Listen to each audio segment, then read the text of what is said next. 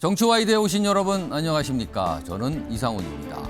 정치 와이드에서만 볼 수 있는 코너죠. 여야 논객이 이번 주 가장 뜨거웠던 현안들을 놓고 토론하는 맞수 1대1 오늘 준비되어 있고요. 또 어제 열린 국회 국방위원회에서 벌어진 이재명 민주당 대표와 국방부 차관의 때 아닌 설전 오늘 자세히 전해드리겠습니다. 자, 그럼 첫 순서로 맞수 1대1 바로 시작하겠습니다. 자, 맞수 1대1요. 오늘 두 분 준비하고 계신데요. 우선 정미경 전 국민의힘 최고위원 나와 계시고요. 네, 안녕하세요. 그리고 맞은편에는 양문석 전 방송통신위 상임위원 자리하고 계십니다. 안녕하세요. 두 분 두 주 만에 보시는데 인사 한번 하시죠. 안녕하세요. 네, 안녕하세요. 자, 각오되셨죠? 알겠습니다. 각오해야 되는 토론이에요. 네, 각오해야 됩니다. 자, 토론에 앞서서 저번에도 말씀드렸는데 규칙 살짝 좀 전해드리겠는데 일단 발언 시간은요. 한 번 하실 때마다 1분 30초로 제한됩니다. 네. 그리고 10초 남겨놓고선요. 초심이 울릴 겁니다. 그럼 정리해 주셔야 돼요. 그리고요. 상대방이 발언하시는데 듣다 이건 도저히 내가 못 참겠다. 그럴 때는요. 스탑 기회, 그러니까 말을 끊을 기회를 딱 한 번 드리겠습니다. 여기 보면 팻말 갖고 계시거든요. 스탑 팻말. 요거 한 번씩 쓰실 수 있습니다. 적절할 때 사용하시기 바랍니다. 자, 그럼 토론 본격적으로 시작하겠는데요. 오늘 쟁점이 일단 네 가지 쟁점이 좀 준비되어 있는데요. 이때 화면 좀 보겠습니다.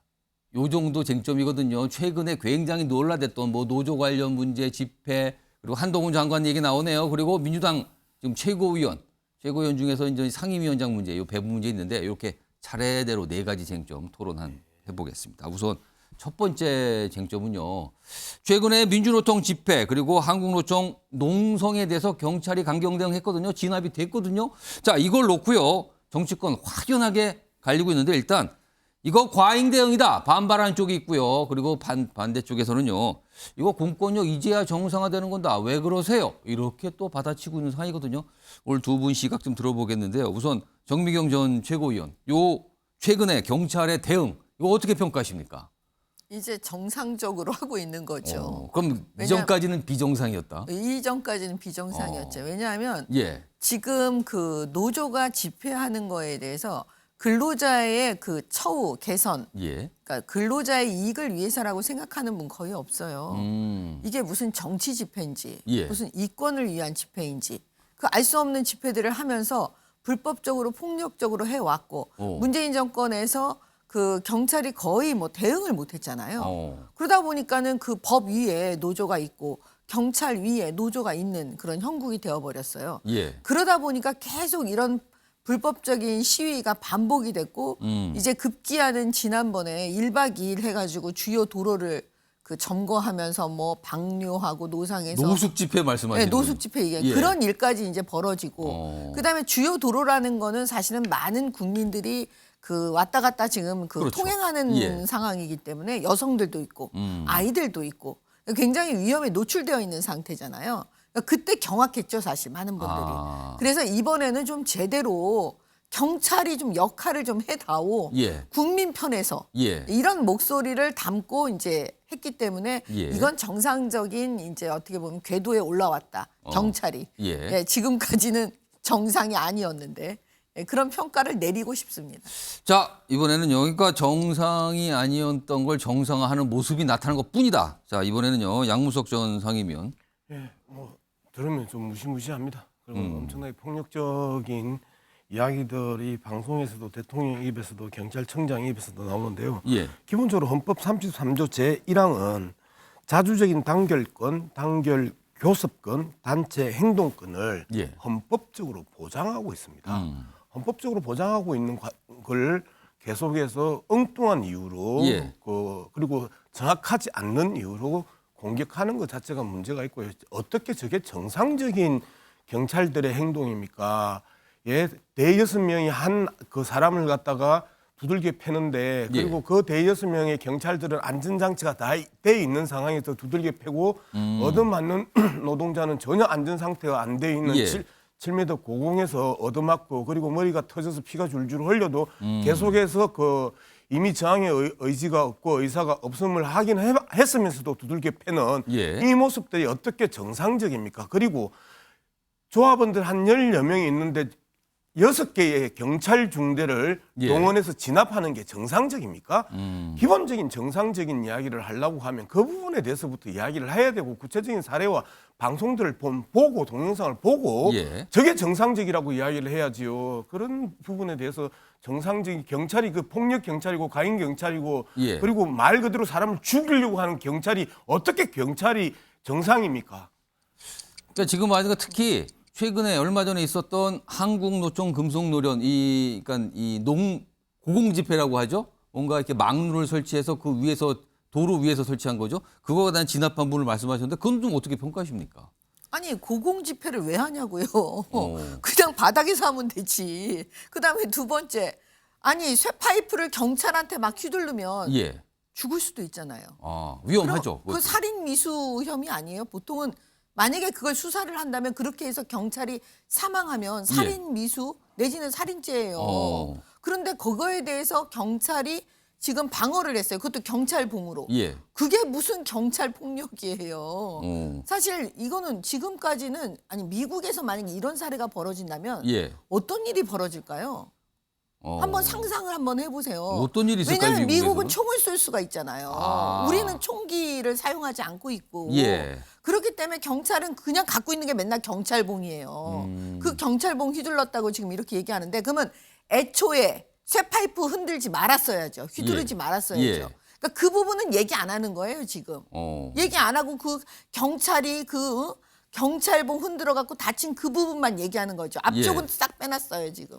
그게 문제고요. 저는 이렇게 생각해요. 아니 집회 시위 자유가 있어요. 예. 그러면 예를 들면 섬 빌려가지고 섬에 가서 2박 3일을 하든 5박 7일을 하든 그냥 섬에 가서 집회 시위하면 돼요. 그다음에 바닷가에 가요. 예. 그러면 그거 밤 늦게 자정이 지나도 뭐 해도 상관없잖아요. 왜 그런 건 안 하고 왜 주요 도로에서 자. 하냐고요. 자, 초심이 올리고요. 제가 조금 정리할게요. 지금 두 분도 공방하셨는데 공방이 좀 예. 이게 많아요. 기본적으로 그 노동권 그다음에 예. 노동의 그 행동권에 대해서 이해를 전혀 못 하시는 분이에요. 저렇게 이야기를 하시면 아, 말 이렇게 그대로 그 싸움 스탑. 자, 잠깐만요. 자, 네. 기회 쓰셨습니다. 예. 그 토론을 할 때는 기본적 예의를 좀 지켜주세요. 본인의 얘기만 하세요. 상대방을 조롱하거나 모욕하거나 그런 식으로 험한 말은 하지 마십시오. 알겠습니다. 자, 쓰셨고요. 예, 기본적인 말씀하세요. 논쟁 과정에 있어서 말씀을 하신 부분에 대해서 이야기를 아니 하는 근데 거예요. 왜 말 그대로 상대방에 대해서 뭐 기본이 안 돼 있다는 그런 행동권이라는 얘기를 왜 부분들이 합니까? 이야기가 행동권이라는 게 말 그대로 그 노동조합이 할 수 있는 그 파업권이 뭐예요? 예. 회사에 그 이 기본적으로 피해를 줌으로써 예. 발생하는 게 파업권이에요. 파업을 해가지고 회사에 이익이 됩니까? 그리고 공권력에 있어서 일방적인 그 단합들이 들어오면 그 부분에 대해서 거리로 나와서 이야기를 예. 할 수 있는 거죠. 그게 헌법에서 보장하는 기본권이에요. 기본권에 대한 기본적인 이해도 안 하고 그리고 그걸 갖다가 뭐 바다에 가서 이야기한다든지 섬에 들어가서 이야기한다든지 예. 이런 식으로 이야기를 하면 말을 함께 나눌 수가 없죠. 두 번째, 쇠파이프를 누가 먼저 어떻게 때려요? 쇠파이프를 가지고 저 노동자가 사람을 먼저 때렸어요. 그 기물을 갖다가 때렸잖아요. 그런데 사람을 먼저 때린 건 경찰이에요. 앞에 쏙 빼먹다고 이야기하지 마시고 정확하게 동영상 보시고 말씀하십시오. 자. 그 노동자가 먼저 사람을 때렸나요? 경찰이 사람을 먼저 때렸어요. 이런 부분에 대해서 인과관계 이거 이야기하지 않고 또 앞에서 쏙 됐습니다. 빼고 이야기한다고 자꾸 왜곡을 하고 거짓말을 하고 법의 기본적인 정신을 갖다가 무시하니까 제가 이 이야기를 하는 거예요. 잠깐만요. 지금 전제 말씀하셨는데 지금 여러 가지 일들이 있었습니다. 그러니까 집회 농성이 있었고요. 그거에 대해서 경찰이 진압을 했죠. 네. 자, 거기까지 됐습니다. 그럼 그 앞으로 가겠습니다. 네. 자, 지금 집회가 논란이 되고 이 대응이 논란이 되는 게 집회를 하긴 하는데 허가된 시간 이외에 허가된 장소 이외에 불법 집회라는 게 경찰 쪽 입장이고요. 그리고 아까 말씀한 농성도요. 사실은 도로를 무단으로 점유해서 이 탑을 세워서 농성했다는 불법이라는 문제가 발생했거든요. 자, 이 불법 문제는 어떻게 생각하십니까? 우선 양무석 전 예, 의원. 헌법재판소가 일찍이 그 이야기를 했었습니다. 예. 신고되지 않은 불법 집회를 하더라도 폭력 등의 그 이 파괴 행위가 없으면 예. 그 부분에 대한 강제 진압은 하면 안 된다고 이야기를 해요. 그러면은 자 그런 부분에 있어서 아니, 잠깐만요. 그러면은 그 불법 집회로 인해서 사실 노숙 집회 때 그게 논란이 컸거든요. 그렇죠. 그것 때문에 피해를 보시는 일반 시민이나 주민분들은 어떻게 되는 겁니까? 자, 그 부분에 대해서 이제 우리가 사회적 합의가 된 있는 게 그 이 헌법이에요. 자, 기본적인 불편함들을 겪을 수밖에 없죠. 그래서 예. 많은 보수 언론들은 파업만 하고 그리고 예. 도로 그 점거 농성만 하면 예. 교통을 가지고 끊임없이 그 국민들의 정서를 자극을 하는데 노동자들 입장에 있어서 그 대정부 투쟁을 하는 과정에 있어서 예. 불법적인 집회가 아니잖아요. 이 부분에 대해서 피해를 입는 건 어쩔 수 없는 아니 집회 자체가 불법이 아니라 집회 과정에 신고하거나 허가되지 않은 행동과 시간 초과 이런 게 있잖아요. 그때는 네네. 불법이 발생하잖아요. 그렇죠. 그건 어떻게 합니까? 자, 그래서 계속 그 불법을 폭력적으로 진압하는 방법이 있고, 예. 그리고 협상을 통해서 진압하는 방법이 있고요. 자, 그랬었을 때 문재인 정부 5년은 계속해서 그 대화와 그 예. 소통을 통해서 그 문제를 다 대부분 해결해 왔어요. 윤석열 정부는 먼저 곤봉부터 그 은에 들고 공격을 하는 거예요. 그에 대한 협상이나 타협을 하지 않았다. 예, 이번 고공농성도 마찬가지입니다. 예. 고공농성에 있어서의 기본적인 매뉴얼들은 말 그대로 계속해서 이 장기화되면 물을 올려주지 않는다. 그다음에 그 음식을 올려주지 않는다. 금당금수를 통해서 예. 계속해서 그 협상을 하고 마지막에는 가장 안전을 보장하는 매트리스 깔고 그리고 올라갑니다. 올라가서 계속해서 예. 그 고공에서도 또 대화를 하고요. 그러한 기본적인 매뉴얼 하나도 안 지키고 올라가가지고 그냥 사람 때려잡은 거 아니에요. 됐습니다. 그리고 시간 됐습니다. 예. 잠깐만요. 자 이번에는 정미경 전 의원님. 그러니까 아니, 불법 집회에 대해서 아니야, 일단 무서워서 못하겠어. 그러니까 나가야 될 거. 집회나 농성이 있을 때 불법이 네. 발생하더라도 일단 타협부터 해야지 왜 진압부터 하냐 이 얘기였습니다. 어떻게 생각하십니까? 타협이요? 이번에 타협이라는 게 어디 있어요? 말을 해야지 타협이 되잖아요. 아. 언어로 먼저 얘기를 해야 되잖아요. 예. 경찰이 얘기한다고 노조가 듣습니까? 지난번에 안 들었죠. 그다음 경고를 때려요, 보통은. 예. 타협이라는 건 단어가 없어요. 불법의 경우에 타협하지 않아요. 그 불법이 발생했다고 알리고 발생했다고 경고하는 알리고 거죠. 경고하는 예. 거예요. 근데 알리고 경고하면 보통 사람은 들어요. 근데 노조는 안 들어요. 무시해요. 예. 그러다 보니까 지난번에 그 1박 2일 집회라고 해가지고 그 노숙 집회 그게 문제가 됐잖아요. 그래서 그때 원성이 얼마나 높았냐면 도대체 경찰 뭐 하고 있냐. 예. 이렇게 얘기했어요. 그때 경찰이 볼멘 목소리로 얘기를 했죠. 왜냐하면 이렇게 해가지고 법원에 가면 맨날 우리가 진다. 예. 노조가 이기고. 지난 문재인 정권 5년 내내 그랬다는 거 아니에요? 그러니까 그냥 손 놓는 거예요. 그냥 아무런 대응도 못하고. 불법이 일어나도 대응을 못하는 예. 경찰이 되어버렸어요. 그런 대한민국이 되어버린 거예요. 그런데 이제 윤석열 대통령이 예. 드디어 이건 아니다. 윤석열 정부에서는 이건 아니다. 이제 경찰이 좀 제대로 해라. 그렇기 때문에 이번부터는 이제 경찰이 했고 이번에 대해서 국민들이 잘했다고 박수 치는 거예요. 예. 왜냐하면 집회 시위 자유가 있다는 건 누구나 알아요. 예. 그렇지만 집회 시위를 하는 그분들 결과적으로 국민들을 위한 거잖아요. 예. 그렇지 않아요? 전 공동체를 위한 거잖아요. 대한민국에. 그런데 국민들에게 불편함을 예, 하면서까지 시간이 하면 됐습니다. 안 되는 거예요. 자 잠깐만요. 지금 이 주제 하나 나왔는데 시간이 벌써 10분이 넘어갔어요. 그러니까 이 주제 더 하신 말씀 있으실까요? 그럼 제가 한 20초씩만 드리고요. 아니면 다음 주제 넘어가겠습니다. 예, 넘어갑시다.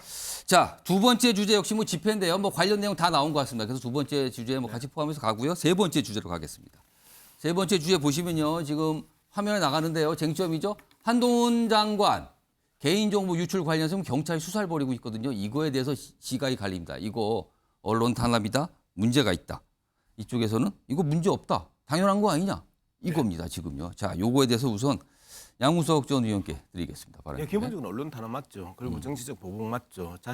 자신에게 불리한 이야기, 불편한 이야기를 하면 무조건 압수수색을 통해 가지고 공포 정치를 형성하는 게 현재 윤석열 정권의 기본적인 패턴입니다. 그 여당 내에 있어서도 이준석 쳐내죠, 유승민 쳐내죠, 나경원 쳤죠, 안철수 쳤죠. 대통령실과 윤석열 대통령의 뜻에 조금이라도 어긋나면 그들을 끊임없이 공격해 왔던 이 패턴을 가지고 있고요. 언론을 향해서도 조금만 불편한 이야기를 하면 그 부분에서 대통령 전용기 안 태워주죠. 끊임없이 단합하죠. 예. 그리고 서울교통방송 돈으로 또 사실상 교체하죠. 이러한 행태들의 언론 탄압들이 이제 지속되어 왔고 이번 사건 같은 경우도 대표적인 사건이잖아요. 말 그대로 청문회 공개 자료를 수백 명의 기자들이 공유했던 내용들이란 예. 말이에요. 그걸 가지고 개인정보 유출이라고 이야기하는 것 자체가 말이 안 되는 거예요. 그 부분에 대해서는 언론이 공익적 목적으로 보도를 하기 위한 목적으로 예. 자료를 공유하는 부분은요. 개인정보 유출이라고 이야기할 수 없어요. 그리고 그게 헌법에 있어서도 표현의 자유, 언론의 자유에 있어서 충분히 보장하고 있고요. 이걸 갖다가 개인의 자유라고 이야기하고 그리고 왜 하필이면 그 수많은 개인 정보 유출이 일어났음에도 불구하고 그러면 한동훈 법무부 장관 문제만 꼭 집어서 예. 저 수사를 하냐 말이에요. 말 그대로 수많은 검찰 조사 기록들이 세상 밖으로 예. 나오는 부분에서 내 한마디도 안 하느냐는 거예요. 알겠습니다. 자, 정미경 전 의원. 그러니까 이거는 아니 이런 거 갖고 수사를 합니까? 이거 과잉이다. 아니다. 이건 당연히 수사 대상이다. 이런 시각이 갈리고요. 지금 양문석 전 의원께서는 이건 언론 탄압이라고 볼 수밖에 없다. 이렇게 얘기하셨어요. 어떻게 생각하십니까? 아니 대한민국에서 고발 고소가 들어왔는데 그 경찰이 수사 안 하면 직무유기잖아요. 이 건은 한동훈 장관이 고발 고소한 게 아니에요. 예. 다른 사람 전혀 다른 제3자가 고발 고소한 거예요. 왜냐하면 우연히 받았는데 한동훈 장관의 개인정보가 들어있는 서류 뭉치를 받았다는 거잖아요. 근데 알고 봤더니 그것이 청문회 때 낸 자료라는 예. 거예요. 그러면 그 자료를 한동훈 장관 전혀 몰랐다니까요. 그러면 고소고발이 들어왔으면 경찰은 수사를 해야 될까요? 안 해야 될까요? 당연히 수사해야 됩니다. 예. 그럼 수사를 하는데 이게 봤더니 신빙성 있는 기타 증거가 나온 것 같아요. 제가 볼 때는. 그렇지 않으면 압수수색 영장에 법원이 발부해 줄 리가 없어요. 그 내용을 보고 법원이 허락을 한 거다. 그렇죠. 왜냐하면 더군다나 이게 지금 그 방송사잖아요. MBC잖아요. 근데 법원 판사가 언론 자유 모르겠습니까? 다 알 텐데도 불구하고 왜 영장을 발부해 줬을까요? 예. 그거는 뭔가 있다는 거죠. 그 안에 신빙성 예. 우리가 알지 못하는. 그러니까 발부해 줬겠죠. 그럼 그걸 발부해 줬는데 경찰이 그러면 또 안 합니까? 압수수색? 예. 그건 또 직무유기인데요. 그럼 발부 받아가지고 그냥 그 절차대로 예. 압수수색 한 거예요. 그게 뭐가 문제냐는지 저는 문제가 되는 게 문제라고 생각하는 게 저는 더 이상하다는 생각이 드는 알겠습니다. 거예요. 지금 시간이 많지 않아서 제가 원래 1분 30초 드리는데 요 사안 한 번씩 더 말씀하실 기회를 드릴 텐데 30초로 가장 쟁점 하나씩만 짚어주시기 바랍니다. 하나만 이야기할게요. 고소 고발이 들어갔는데 경찰이 수사하는 거 당연하고 검찰이 수사하는 거 당연하죠. 당연합니다. 김건희 여사 수사는 왜 안 하죠? 그리고 집요하게 그렇게 많이 예. 고소 고발이 들어갔는데 왜 안 하죠? 이게 검찰의 선택적 수사를 하고 지적하는 부분이고요. 두 번째 신빙성이 있다고 이야기를 하는데 제발 좀 내용에 대해서 좀 깨고 좀 이야기를 합시다. 신빙성이라는 게 그 증거 하나 나왔어요. 카톡. 전 경향신문 기자하고 이번에 압수수색을 당했던 기자하고 카톡을 했던 그 기록 한 개를 가지고 지금 이 문제를 갖다가 만든 거예요. 무슨 알겠습니다. 신빙성이 있어요. 자. 그렇게 치면 뭐 채널A하고 그 채널A 기자하고 한동훈 장관하고 카톡한 거는요 수천 개인데요. 알겠습니다. 자, 이 정미경 전 최고위원. 이 내용을 만약에 수사 내용을 많이 알면요, 그 이상한 거예요. 어. 그 피해사실 공표죄라고 또 난리칠 거예요. 당연히 모르는 게 맞아요. 다만 예측할 수는 있는 거죠. 법원 판사가 영장을 발부해줬다는 걸 보고 예측하는 거예요. 예. 뭔가 신빙성 있는 증거가 있으니까 발부해줬겠지. 예. 어떻게 여기에 대해서 더 많은 내용을 압니까? 그럼 진짜 피해사실 공표죄에 해당할 수도 있는 거잖아요. 예. 누군가가 그런 정보는 언론에 냈으니까. 그래서 제가 볼 때는 그런 억지를 쓰면 안 되고요. 예. 핵심은 뭐냐? 만약에 나의 개인정보가 나도 모르는 사이 유출돼서 내 부동산 거래라든지 우리 아이들에 대한 정보가 예. 나가면 그거 여러분 허용하시겠습니까? 알겠습니다. 자, 이 주제 역시 팽팽하거든요. 압수제 뭐 노조 관련 주제 역시 마찬가지로 이것도 텐데 마지막 주제 하나 있는데 이거는 사실 민주당과 좀 관련된 주제예요. 지금 화면은 좀 쟁점 네 번째인데요. 네 번째. 정청래 지금 민주당 최고위원 이 행안위원장 자리를 맡느냐 아니냐를 놓고 지금 당내에서도 말이 많고요. 왈가왈부하거든요. 그래서 일각에서는 이거 정청래 최고위원 너무 과욕을 부리고 있다. 아니다. 이건 사수할 필요가 있는 거다. 이렇게 또 맞서는 분위기가 있거든요. 이거는요. 정미경 최고위원은 지금 남이당 사정이긴 한데 이거 어떻게 보고 계십니까? 아니 그거는 국민의힘도 비슷해요. 이게 무슨 법에 있는 거는 아니고요. 예. 그냥 염치요. 염치와 염치. 상식의 상황에서 한 사람이 너무나 당직을 많이 갖고 있으면 좋은 것만 자기가 다 갖고 있으면 되겠어요? 예. 좀 나눠 갖자 그런 차원인 거예요. 그건 아마 각 정당마다 그런 게 불문율처럼 되어 있는데 예. 그거를 정청래 이 최고위원은 나 상관없어. 그냥 나 좋은 거 다 할래. 뭐 이런 거니까 그 당내에서 비판이 있는 거예요. 정청래 전 최고위원은 왜 그 행안위원장 자리를 고집한다고 보세요? 행안위원장 자리가 좋은 자리잖아요. 아, 그러니까 좋으니까? 그러겠죠. 오. 네, 그거 다 뭐 아시는 분들이기 때문에 지금 서로 이거 갖고 싸우는 거예요. 그리고 이재명 대표한테 배웠겠죠, 뭐. 알겠습니다. 자, 이번에는 양문석 전 의원. 말씀을 그런 식으로 합니까? 이거하고 이재명 대표하고 무슨 상관이 있고 이재명한테 배웠겠죠. 그게 무슨 토론입니까? 그거는 정말 취소하시겠습니까? 유지하시겠습니까? 불쾌해서 토론을 아니, 못 하겠네. 취소할게요. 야, 취소하신답니다. 그런 말이 어디 있어요? 세상에 알겠습니다. 토론하면서. 예. 양구석 전 의원님 그리고 만내지 염치라니요. 마시고 취소했답니다. 그 발언. 예. 예, 취소 받아드리겠습니다. 예. 기본적으로 이거는 사전에 이미 약속됐던 부분입니다. 오. 이미 지난해에 이 상임위원장을 나눌 때 예. 1년씩 하고 가방위하고 행안위 1년씩 그렇죠. 하고 그다음에 두 상임위원 자리고 가방위하고 또 행안위 위원장 예, 예. 자리를 바꾸는 거예요.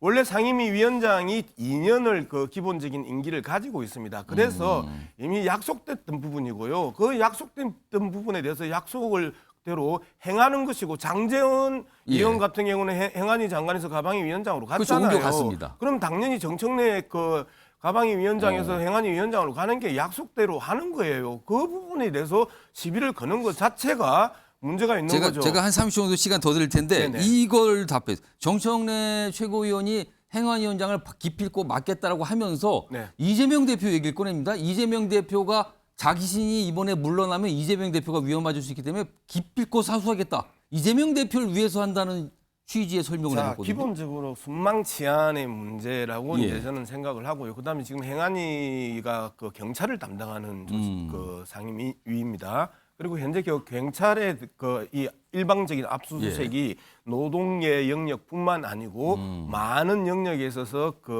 지나친 과잉 예. 수사와 과잉 대응을 하는 모습들이 현재 계속 지속되고 있기 때문에 결국은 민주당을 향한 끊임없는 경찰들의 공격들이 들어올 가능성이 높잖아요. 예. 그런 측면에서 행안위 위원장이라는 자리를 지키면서 맡아야 경찰의 된다. 과잉 수사나 과잉 대응에 대한 부분들을 커버치겠다라고 하는 이야기죠. 알겠습니다. 정민정 측은 제가 한 20초 정도 시간이 있는데 드릴게요. 이거 어떻게 생각하세요? 행안위원장이 뭐가 약간 수사와 관련된 이런 걸 담당하니까 그렇다 이런 설명이었거든요. 뭐 순망치안 무슨 여러 가지 얘기하시는데 그건 다 사족에 불과합니다.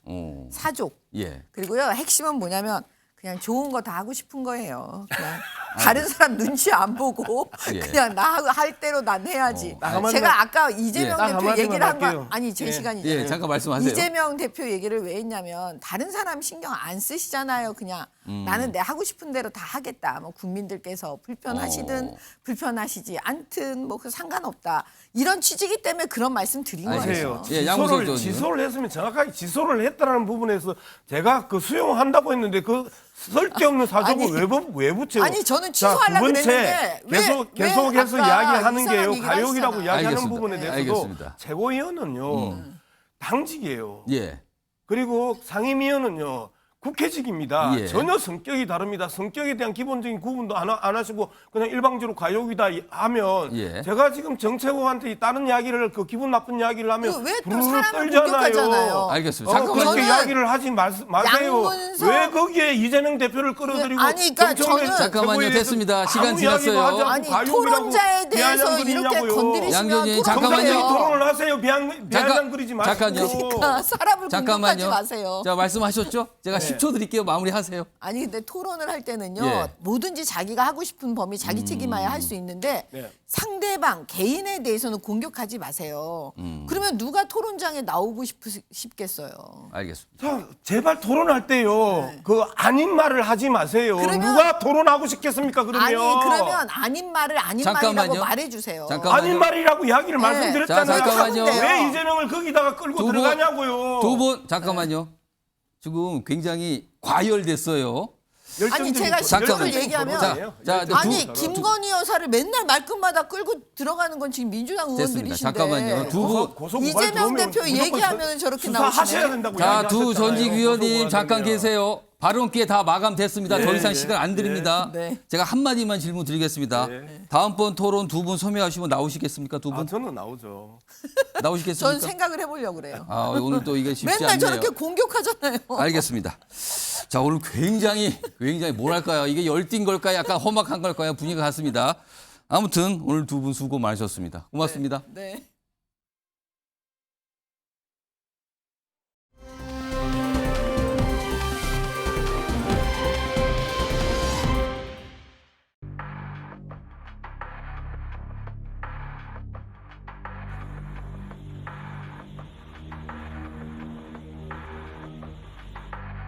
저쪽에 이가 어떻게 되나요? 시신 왜 훼손하셨어요? 미안한 점 없으세요? 어떻게 하다가 살인을 저지르게 되신 거예요? 우발적으로 저질렀나요?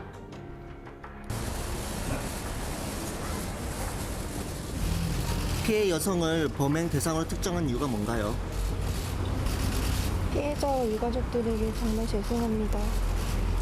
피해자는 유가족께 할 말 없습니까?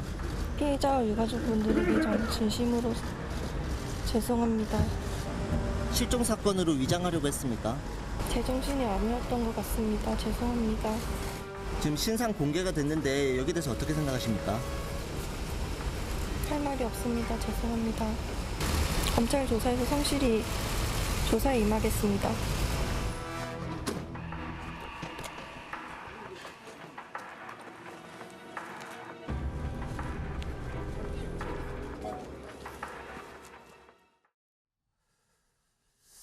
자, 또래 여성을 잔혹하게 살해했죠. 정유정. 최근에 신원이 공개가 됐습니다. 그리고 얼굴 뭐 다 나왔죠. 그런데요, 더 깜짝 놀라게 만든 거는요, 왜 그랬는가? 그거에 대해서 단순히 살인을 해보고 싶었다. 이게 말이 될지 모르겠습니다. 이걸 일단 이유라고 밝혔습니다. 자, 그럼요, 이 충격적인 일, 전문가 연결해서 좀 더 자세한 내용 알아보도록 하겠습니다. 자, 이수정 경기대 범죄심리학과 교수님 나와 계신데요. 이 교수님 나와 계시죠? 네, 안녕하십니까? 예. 뭐 워낙 많은 분들이 깜짝깜짝 놀라는데요. 일단 가장 궁금한 거는요. 지금 공개된 모습에 보면은요, 이 살인을 저지른 뒤에 여행 가방을 끄는 모습, 이게 이제 굉장히 논란된 장면인데 이게 공개가 됐거든요. 근데 너무나 태연하게 끄는 모습 자체를 많은 분들이 경악을 했어요. 이거 일단 이 정유정, 이거 사이코패스 성향으로 봐야 됩니까? 이거 어떻게 판단하십니까? 그렇게 쉬운 단정적으로 얘기하기는 좀 어려워 보이고요. 예. 일반적으로 그 사이코패스를 평가하는 어떤 검사 도구가 있는데 거기서 이제 체크리스트에서 점수가 높으려면 예. 전과가 많이 있어야 돼요. 그런데 아. 지금 이 사람 같은 경우에는 심성은 해당 사항이 있어 보이는데 예. 그런데 지금 전과가 전혀 없기 때문에 예. 아마도 점수상에서 보면 사이코패스라고 단정하기는 좀 어려워 보입니다. 그럼 초범 경우는 웬만하면 사이코패스 판정이 안 나옵니까? 그러면은? 지금 이제 뭐 초범들 중에서도 이제 범행의 내용을 보고 판단을 해야 되는데요. 예. 근데 지금 이 사람 같은 경우에 지금 그 범행의 내용이 그렇게 치밀하다고만은 볼 수 없는 부분들이 있어요. 네, 뭐 틀림없이 살인을 목적으로 하고 계획을 했던 건 맞는데 예. 지금 뭐 일단은 뭐 살인이라는 목표를 달성하자 그 다음에 이제 하는 행동들은 예. 터무니없는 행동들을 했거든요. 예. 예컨대 지금 CCTV가 다 달려 있는데 사방에. 예. 그런데 이제 택시를 타고 시신을 옮기려고 했다거나, 예, 뭐 사전에 미리 이제 훼손할 도구를 준비하지 않아, 뭐 갑자기 마트에 가서 뭐 범행 도구를 구매한다거나, 예. 마트에는 CCTV가 다 붙어 있죠 요즘은. 예, 그렇죠. 네, 그러니까 그런 여러 가지 비상식적인 행동들을 이제 일단은 피해자를 사망에 이르게 하고 난 뒤에는 또 뭐 이해할 수 없는 행동들을 하니까 이게 전형적으로 그렇게 냉혈한들이 하는 치밀한 계획 범죄 맞냐 하는 부분에서 좀 의문이 많이 드는 그런 사건이다 이렇게 보입니다.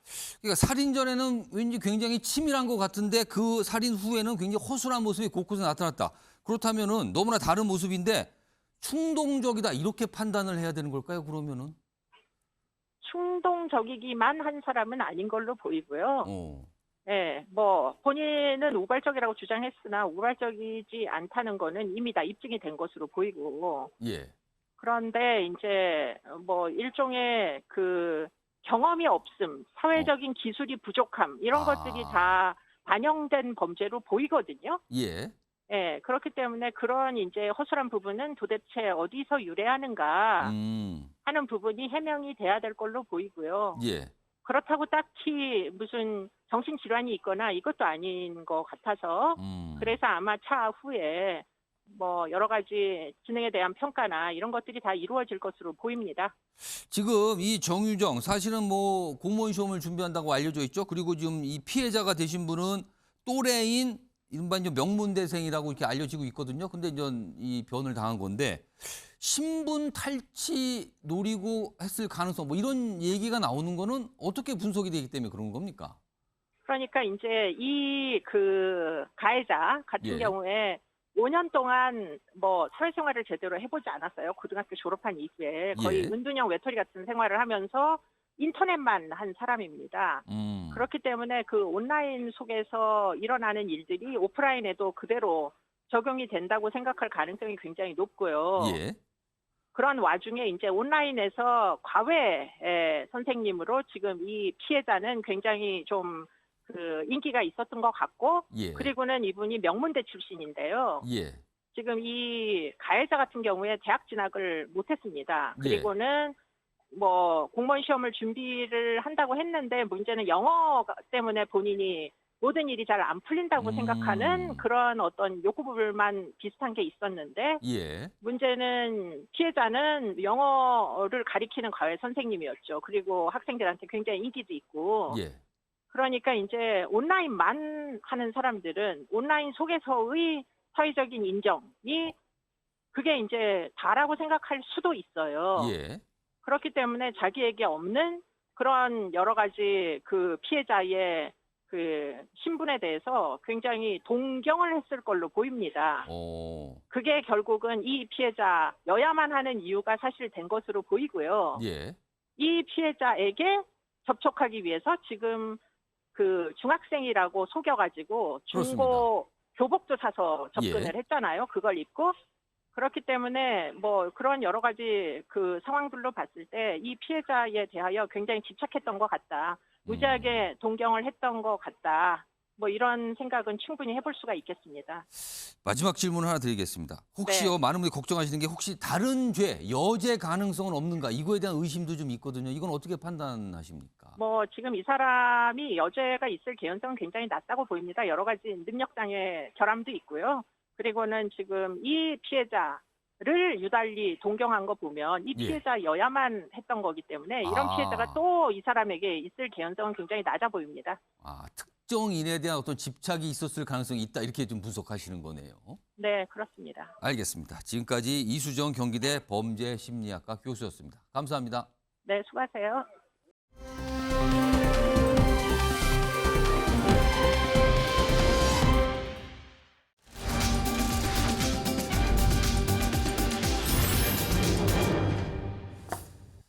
자, 어제입니다. 어제 국회 상임위 중에 하나가 국방위원회가 있어요. 그러니까 우리나라 안보 문제, 그리고 특히요 우크라이나 관련돼서 우리나라 최근에 뭐 지원을 어떤 물자 지원 이런 게 여러 가지 얘기가 좀 됐잖아요. 이런 게 많이 다뤄진 날이었거든요. 어제가요. 그런데 이 자리에서 이재명 대표가 오랜만에 상임위 출석했고요. 국방부 차관이 등에서 질문을 받고 답변을 한 자리가 있었는데 이게 굉장히 좀 뭐랄까요? 주목을 좀 받고 있습니다. 들어보겠습니다. 155mm 포탄 같은 경우 며칠 분이 비축돼 있습니까? 30일 아까 기준으로 해서 장관님께서 설명을 잘 하신 것으로 알고 있습니다. 31분을 넘습니까? 뭐 부족합니까? 30일 기준으로 해서 충족하는 것으로 알고 있습니다. 넘는다는 거예요? 부족하다는 거예요? 무슨 말을 그렇게 합니까? 충족이란 말은 그것에 충분하다고 평가를 하고 있다고 말씀드리겠습니다. 모자라다는 얘기군요. 모자라다고 답드리지 않았습니다. 이게 지금 무슨 말장난하는 자리입니까? 지금 질문을 그렇게 유도를 하시고 계십니다. 이분이 지금 국어 시간 학생 국어 연습하는 것도 아니고 이런 식으로 대답을 합니까? 차관님, 법무부 장관님 답변하시는 거 봤죠? 법무부 장관요? 예. 국방부입니다. 답변 자체가 네. 의원님, 저는 국방부 차관이고 네. 장관님께서 말씀하신 것을 넘어서 말씀드리기 저는 어려운 한마디를 물어봤는데 무슨 말씀이 그렇게 많으세요? 그런 기시감이 드는 거 별로 좋지 않아 보여요. 예, 명심하겠습니다. 말씀만 명심하지 마시고 실제 그러세요. 네. 대변인, 이게 무슨 상황입니까? 이거 이재명 대표하고 국방부 신범철 차관하고 갑자기 난데없이 설전처럼 비춰졌어요. 뭘 우크라이나 건을 물어보는데 이거 좀 상황이 이거 누가 좀 너무한 겁니까? 이거 어떻게 이해하고 계십니까 지금 이거? 일단 그 포탄 비축분이 얼마가 있느냐 예. 거기에 대해서 이재명 대표가 정확한 아마 날짜를 알고 싶어서 질문을 하신 걸로 이해를 합니다. 근데 국방부 신범철 차관 입장에서는 며칠이다 이렇게 딱 숫자로 얘기하기가 어려운 부분이 있다는 거를 국민 여러분들 이해하실 줄 압니다. 그 정보가 결코 북한에 넘어가서 좋을 게 없잖아요. 군사 정보다. 그거는. 그렇죠. 그래서 자꾸만 말을 이렇게 돌리죠. 30일 기준으로 충족한다. 예, 이런 식으로 얘기를 하니까 이재명 의원은 왜 말을 그렇게 하느냐, 왜 똑부러지게 말을 못 하느냐, 예. 이 상황으로 저는 이해를 합니다. 장윤석 기자. 네. 근데 법사위도 아닌데 또 한동훈 장관 이름이 여기서 나왔어요 지금요. 그러니까 아마 태도 문제를 가지고 지적을 한 것 같죠. 한동훈, 그러니까 특히 야당 위원들은 한동훈 장관 기시감을 느낀 걸까요? 이거 어떻게 보십니까?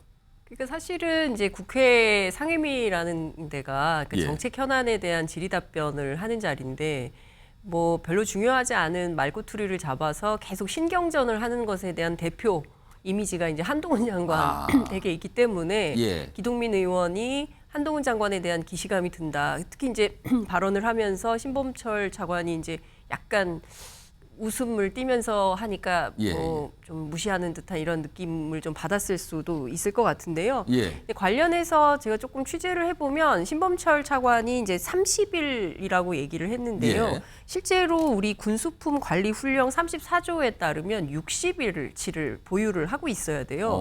그런데 실제로 국방부 안에서 나중에 어쨌든 국방부 군수국장이 60일치가 맞습니다라고 위원들한테 인정을 하긴 했습니다만 핵심은 지금 국민들이 최근에 뭐 예. 사이렌 사태도 있었듯이 우리가 어쨌든 전시 이 상황이 됐을 때 비축하고 있는 물량이 얼마나 되느냐에 대한 궁금증이거든요. 예. 근데 관련해서 물론 이제 그 보안 차원에서 구체적으로 답변은 안 한다 하더라도 정의당 배진교 의원의 제안처럼 비공개 차원에서라도 구체적으로 어느 정도가 준비돼 있고 예비돼 있는지 상황 보고는 할 필요는 있을 것 같습니다. 그러니까 사실요 이렇게 설전처럼 비춰진 게 우크라이나에 대한 우리의 물자 지원 때문에 그렇잖아요. 근데 지금 우리는 공식적으로 정부도 그렇고 별다른 얘기는 안 합니다. 예를 들어서 이제 이 살상용 무기 지원 이런 거에 대해서 계속 물어보지만 우리는 그런 게 지원 안 하는 게 원칙입니다. 이 상태가 됐고요. 그리고 미국으로 뭔가 건너갔고요. 뭐 이런 상황에서 계속 질문이 나오고 있는 거거든요. 그러나 또 국방이나 군 입장에서는 이런 건 군사 기밀이기 때문에 이렇게 쉽게 설명할 수 없습니다를 반복하고 있는 거고요. 야당은 그것을 계속 따져묻는 상황. 그 상황에서 뜻하지 않게 야당의 대표와 국방부의 차관이 설전을 벌이고 갑자기 난데없이 한동훈 장관 이름이 등장을 한 겁니다. 그리고요. 어제 이 국방위에서는요. 글쎄요. 이거를 뭐라고 이해해야 될까요? 또 다른 장면도 있었습니다. 확인해 보겠습니다. 이해찬 전 민주당 대표는 오늘 뭐 이런 얘기를 했다고 해요. 우리나라가 신세질 게 아무것도 없는 나라다. 분명히 우크라이나는 6.25 참전국가 맞죠? 참전국가는 아닌 거로 알고 있습니다. 참전국가 아닙니까? 6.25 당시에 이렇게 저희를 지원한 국가는 아닙니다. 네. 완전히 잘못된 겁니다. 6.25는 우리가 북한으로부터 침략받고 소련의 사주를 받았어요. 그 당시 우크라이나는 소련이었습니다. 근데 그 당시 우크라이나는 주던데요. 국민께 사과하십시오. 아니. 우크라이나가 6.25 참전국이냐고 한 질문에 대해서는 제가 잠깐 착각을 좀 잃었습니다. 송구택 변호사. 네. 어떻게 보면 약간 어이도 없고 약간 허망한 장면이기도 한데 결국에는 본인이 잘못 알았어야 됐는데 이거 이채희고요. 왜 참전국 얘기까지 꺼낸 걸까요, 이게? 아마 이제 지금 포탄 지원, 이제 무기 지원하는 것에 대해서 사실은 이제 지금 이해찬 전 대표가 뭐 우리가 왜 해줘야 되느냐, 신세진 게 없는데 이 얘기하니까 그게 반박인 것 같은데요. 사실 어이없는 얘기죠. 이 정도는 제가 보기에 한 초등학교나 중학교 정도 수준이면 알 수 있는 내용이거든요. 그러니까 우크라이나가 아시겠지만 그냥 소련이니까 우크라이나를 거론할 때가 아니었잖아요, 그때는. 그렇죠. 91년에 독립했기 때문에 6.25 때는 이미 이제 소련 연방에 속해 있었고 더 우려스러운 건 사실 그렇습니다. 지금은 이제 당연히 러시아가 침략했기 때문에 도와야 되는 건 맞지만 2017년에 이제 영국에서 어떤 보고서가 있었냐면 전략 보고서에 당시에 사실은 북한이 ICBM 기술을 개발을 못하고 있었습니다. 실패하고 있었는데 그 기술이 결국은 우크라이나에서 온 거 아니냐 그런 이제 전략 보고서가 있었습니다. 그러니까 소련이 해체된 해체가 된 이후에. 이후에 우크라이나가 독립국가 된 이후에 그 기술. 그렇죠. 가지고 있던 사실은 그때 핵무기 같은 경우에는 이제 국제사회에서 어느 정도 됐지만 예. ICBM 기술 같은 거는 우크라이나 갖고 있었거든요. 예. 그게 결국은 북한으로 흘러가서 북한이 결국 갑자기 이제 기술력 확보한 게 아니야 이런 이제 영국의 전략 보고서에 있던 거 보면 사실 우크라이나가 우리와 뭐 수교는 맺었습니다만 군사적으로 안보적으로 그렇게 가까운 사이는 아니었다라고 보는 게 맞습니다. 그러니까 근데 하물며 6.25 때 뭐 참전해서 도와줬다라 한다 그러면 물론 뭐 우크라이나 그 당시에 거기에 속해 있던 분들이 뭐 소련에 얼마나 뭐 지원을 하고 도움을 줬는지 모르겠지만 당신은 어쨌든 뭐 소련의 연방에 속해 있었기 때문에 우리를 도와주지 않은 건 명백하다. 그러니까 이거는 뭐 상식의 문제인 것 같습니다. 민현주 전 의원 나와 계신데요. 뭐 유일하게 여기 패널 분 중에서 의정 경험 있으시나요? 저 상임위 해보셨고요 옛날에. 근데요, 글쎄요, 뭔가 약간 뭐랄까요? 뭔가를 설명해야 된다는 약간 강박이 있었던 걸까요? 왜 저런 게 말도 안 되는 틀린 내용을 질문을 했을까요? 그러니까 이제 이해찬 전 대표가 민주당 이해찬 전 대표가 예. 우크라이나 왜 지원하냐 우리랑 상관도 없고 우리가 도움 요청할 일도 없을 텐데 이제 그런 차원에서 한 걸 이제 방어하기 위해서 근데 사실 우크라이나 지금 지원할지 안 할지 결정된 것도 아니고요. 예. 지금 상황에서는 지원 안 하는 걸로 이미 국방부에서 입장 발표하고 있지 않습니까? 예.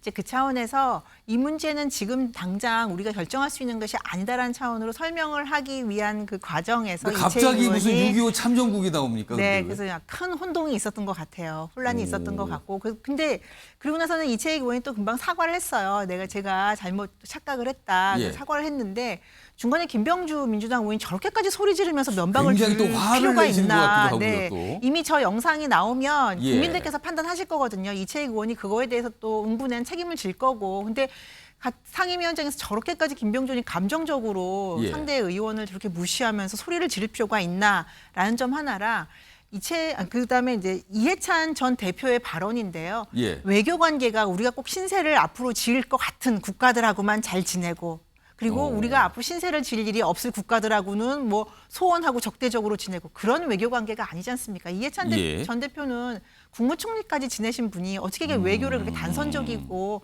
단편적으로만 판단을 하고 발언을 하는지 그것도 납득이 안 되고요. 그래서 어쨌든 이 부분은 이채희 의원의 해프닝과 그리고 예. 이해찬 대표의 그 외교 광고에 대한 몰 이해로 인한 강성 발언 때문에 예. 이런 일들이 좀 벌어진 것 같습니다. 지금 민현주 의원 전 의원께서 설명하신 방식대로 만약에 이채희 의원이 아니 꼭 신세를 져야지만 돕습니까? 신세 그것만 따집니까? 라고 설명했었으면 별로 얘기 없이 그냥 지나갔을 텐데 그냥 허망하게 됐어요. 어이없고. 예, 장윤선 기자.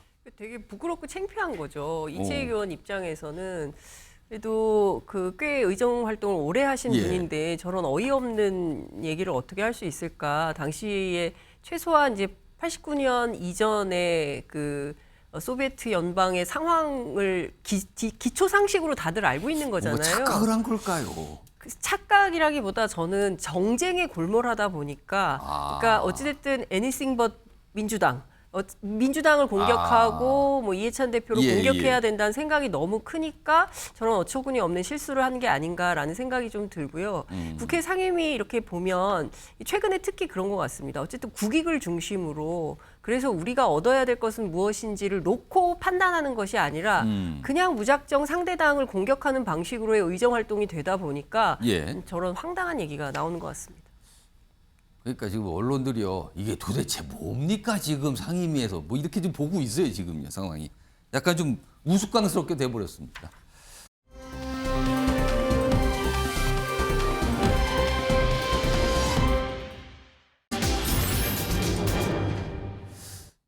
자, 지금 선관위가 일단 잘못했다고 인정을 했어요. 그럼 잘못했으면 바로 잡고 알아봐야 되잖아요. 근데 어디다 알아보겠습니다. 어디가 우리를 조사하라고 하겠습니다. 이걸 가지고 또 옥신각신 뭔가 생각들이 다릅니다. 자, 그 얘기인데요. 우선 그에 앞서서 화면 좀 보겠습니다. 여기 보시면요. 위에 제목이 무슨 찬스죠? 자, 선관위 채용. 자, 이쯤 되면 필요 조건은 찬스인가? 무슨 찬스인가 하면요. 처음에 선관위 이 채용 의혹 논란이 불거졌을 때 아빠 찬스 얘기 나왔잖아요. 뭐 자기소개서에 부모님이 선관위에 근무하고 있으면 은근히 암시하는 뭐 이런 것도 있었다 그럽니다. 그리고 아빠가 현직에 근무하는 고위직인데 아들이 들어가나 딸이 들어가나 이런 게 있었다는 거예요. 대입에서도요. 이거 은근히 쓰면 이거 다 탈락입니다. 이거 다 속가냅니다. 근데 이랬다는 거예요. 아빠 찬스. 그리고요. 조금 지나서 형아 찬스가 나서 형아 찬스. 성관이 간부 동생 채용 그리고 초구속 승진하는 경우가 나왔습니다. 또 있습니다. 이건 뭡니까? 세습 찬스입니다. 퇴직 간부들 살펴보니까 그 자녀들이 아빠가 근무하던 그 지역 성관에 그대로 또 채용이 됐답니다. 이 정도면 이거 물려받게 하는 거 아니냐? 세습 찬스란 말까지 나옵니다, 지금. 자, 일단 요 얘기요. 요거 좀 잠깐 짚고 좀 가야겠습니다. 민현주 전 의원님. 이게 계속 뭐가 나와요, 찬스들이. 물론 아직까지는 의혹입니다만 너무 짙은 의혹이에요. 그런데 일단 이후에 처리되는 걸 보면 고위직들은 이미 면직이 돼서 불이익을 안 받는데요. 면직됐기 때문에. 수사 사항은 별도지만. 그리고요. 퇴직 간부들은 수사 대상으로도 아직 올라가지 않았어요. 그리고 의혹 대상이 돼서 채용된 자녀들, 동생들 있잖아요. 여기는 그냥 계속 별거 없이 근무한답니다. 이 뭡니까 이거? 지금 그래서 선관위에서 감사원에서 감사하겠다고 하는 거잖아요. 그런데 선관위는 우리는 독립기관이다. 그러니까 감사받을 수 없다. 지금 버티고 있고요. 근데 전현희 위원장이 있는 권익위는 권익위의 조사는 받겠다라고 지금 하고 있어요. 했어요? 예, 그러니까 지금 총체적으로 부정이 있는 기관이 자기네가 선별해서 조사를 받겠다, 감사를 받겠다라는 거예요. 예. 근데 지금 선관위가 주장하고 있는 건 선관위는 법적으로 독립기관이기 때문에 외부기관의 감사를 받지 않는다고 했는데 감사원에서 오늘 자료 발표한 걸 보면 감사원법에 이미 감사원은 세 기관이죠. 예. 국회랑 대법이랑 예외기관이 있다고 그러죠? 그 세 가지 기관을 빼놓고는 다 할 수 있습니다. 특히 인사 채용에 관련해서는 당연히 감사를 받아야 돼요. 지금 민간 기업에서 최근에 몇 년 동안은 민간 기업에서 이렇게 부모나 지인 찬스를 통해 입사가 되는 경우에도 사실은 국민들의 굉장히 많은 분노를 사고 있습니다. 민간 기업은 어떻게 보면은 사실은 그 기업 내부의 의사결정 구조이기 때문에 국민의 정부가 어떻게 건드릴 수 없는 상황인데도 불구하고 부조리한 거에 대해서는 국민들이 많이 분노를 하고 있는데 선관위는 공공기관이에요. 그 중에서도 많은 공공기관 중에서도 굉장히 좋은 기관으로 평가를 받고 있는 기관입니다. 법적으로 독립된 것뿐 아니라 근무지, 그다음에 보수 측면 등등등에서도요. 그런데 선관위원장이 이런 식으로 버틴다고 한다면 그리고 자신들의 입맛에 맞는 소위 말하는 코드 조사만 받겠다고 한다면 민주당의 같은 계열에 있었던 전현희 권익위원장이 있는 곳만 조사를 받겠다고 한다면 어느 국민들이 이게 선관위 조사가 제대로 된 것이라고 믿을 것이며 그리고 선관위가 앞으로 하는 어떠한 일들에 대해서 국민적인 신뢰가 있겠느냐. 지난 지방선거 때 소쿠리 표도 있지 않았습니까? 그것만 보더라도 그래서 지금이라도 선관위는 감사원 감사 받고 문제가 되는 부분에 대해서는 퇴직 공무원일지라도 저는 이건 부분에서는 좀 명명백백하게 밝혀서 책임 있는 자들에 대해서는 전 책임 추궁해야 된다고 봅니다. 정구태 변호사께는요. 짧게 지금 이제 면직 처리가 됐다 그러죠. 이 사무총장, 사무차장이요. 고위직인데 정무직이라서 뭐 일반직과 달리 무슨 문제가 생겼을 때 이 사표가 수리가 안 되는 그런 적용을 안 받는다 해서 면직 처리가 됐다라고 설명이 나와요. 근데 면직 처리가 일단 되면은 예를 들어서 연금 등등 불이익이 없이 그냥 지나간다는 거잖아요. 근데 향후에 수사가 돼서 수사 결과에 따라서 다르게 달라질 수 있습니까, 상황이? 일단 한번 처분된 거를 다시 돌이킬 것 같지는 않습니다. 왜냐하면 이미 처분된 거를 다시 또 돌려서 뭐 나중에 뭐 또 해임한다든지 뭐 그건 아니고. 그럼 이분들은 나중에 문제가 발생해서 처벌을 받더라도 예를 들어서 연금이라든가 나중에 재취업 문제라든가 이런 거 영향이 제가 보기엔 없는 오히려 유보해두고 나중에 뭐 처분은 모르겠지만 뭐 지금 만약에 면직 처리하는데 나중에 다시 뭐 해임이라든지 이런 건 절차는 아닌 것 같은데 근데 지금 아까 말씀드린 거 좀 말씀드릴 게 사실 이제 감사원하고 선관위는 이제 헌법상 독립기관입니다. 전부. 그리고 지금 국가공무원법은 어떻게 돼 있냐면 17조 2항에 국회나 법원, 헌재, 선관위 그 공무원의 인사 사무에 대한 거는 사실은 그 국회 사무총장이나 법원 행정처장이나 헌재 사무총장이나 중앙선관위 사무총장이 실시하도록 돼 있어요. 인사 사무에 대한 거는. 그렇게 규정이 돼 있습니다. 그러니까 그 법 해석의 문제예요. 이건 단순히 선택의 문제가 아니라. 그러니까 국회, 법원, 헌재, 선관위는 인사 사무에 대한 거는 그 내에서 처리를 해라라고 규정돼 있는 거예요. 그러니까 이거를 감사원 감사를 받게 되면 이제 결국은 감사원도 헌법기관이고 그다음에 선관위도 헌법기관인데 그럼 예를 들어서 국회에서 어떤 일이 벌어졌어요. 거기에 만약 국회 내에서 아니면 법원 내에서 어떤 예를 들어서 인사 문제가 생겼어요. 예. 그에 대해서 감사원이 감사할 수 있느냐. 이런 문제로 연결되는 겁니다. 그러면은 선관위는 권익위는 정부 소속이잖아요. 거기는 왜 권익위는 받겠다고 사실은 하는 겁니까? 그러니까 권익위는 그 권익위 입장인데 다루는 거는 좀 다른 것 같아요. 왜냐하면 이게 법 규정이 있기 때문에 법의 해석 문제라서 이거를 예. 단순히 선택 문제가 한다가 아니라 예. 그러니까 국회라든지 법원이라든지 현재 선관위는 인사 문제에 대해서 별도로 규정하고 있다. 이걸 법을 예를 들어 고치든지 아니면 이렇게 해야지 그렇지 않은 상태에서 무조건 하겠다 그러면 나중에 헌재라든지 법원이라든지 동일한 예. 문제가 생길 것 같습니다. 자, 그럼요. 일단 본격적으로 요 선관위의 어떤 선택이 있었거든요. 이와 관련돼서 우선 여러 인물들이 등장을 해요. 이 상황에서 누가 이걸 조사하고 알아봐야 되는가 이걸 가지고 말들이 다르거든요. 그 첫 번째 영상 확인해 보겠습니다. 위원장님 권익위에서는 합동조사 제안하셨던데 수용 여부 결정하셨나요? 내부적으로 적극적으로 검토하고 있습니다.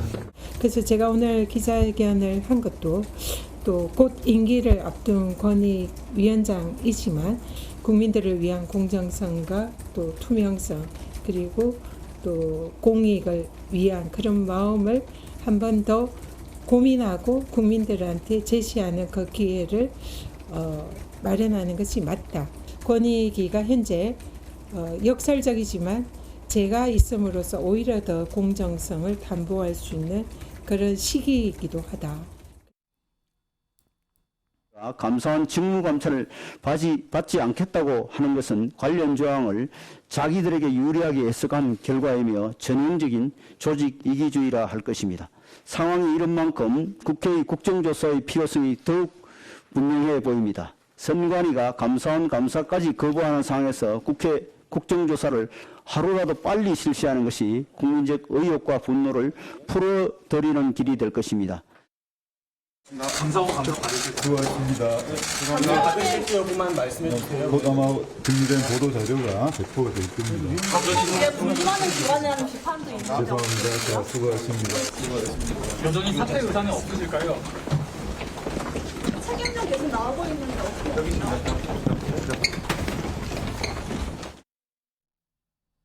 답변이 없군요. 그러니까 뭐 곤란한 답변일 수도 있어요. 화면 보겠습니다. 지금 이 갈리고 있어요. 그러니까 중앙선거관리위원회는 권익위 조사는 받겠다고 했습니다. 근데 감사원 거 못 받겠다고 했어요. 근데 이유가 이거예요.